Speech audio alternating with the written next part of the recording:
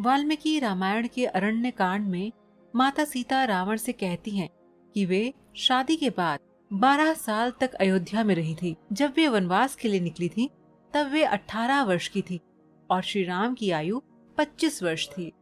तो क्या इसका मतलब ये है कि वे 6 साल की थी और श्री राम शादी के समय 13 साल के थे? आइए इसके बारे में विस्तार से जानते हैं।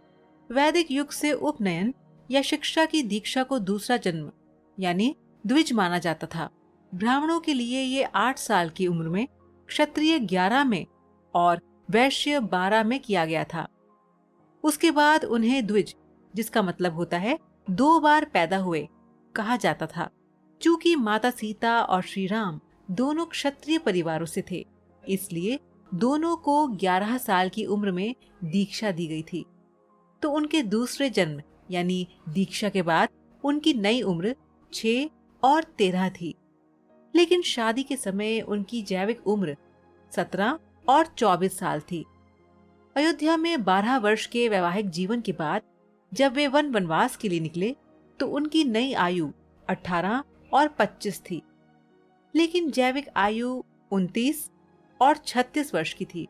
जब रावण ने 13 वर्ष वन में रहने के बाद माता सीता का हरण किया तब उनकी वास्तविक आयु 42 वर्ष थी और राम 49 वर्ष के थे।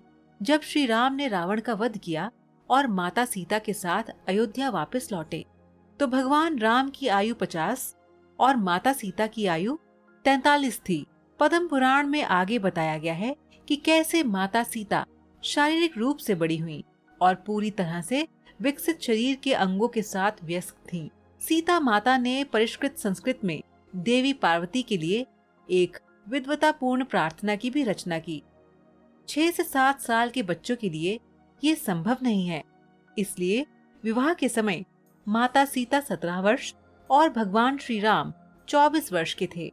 तो दर्शकों, आज का सवाल आपके लिए ये है कि क्या आप बता सकते हैं कि भगवान राम और सीता माता के पुत्रों का क्या नाम है? आप इसका जवाब हमें नीचे कमेंट बॉक्स में दीजिए।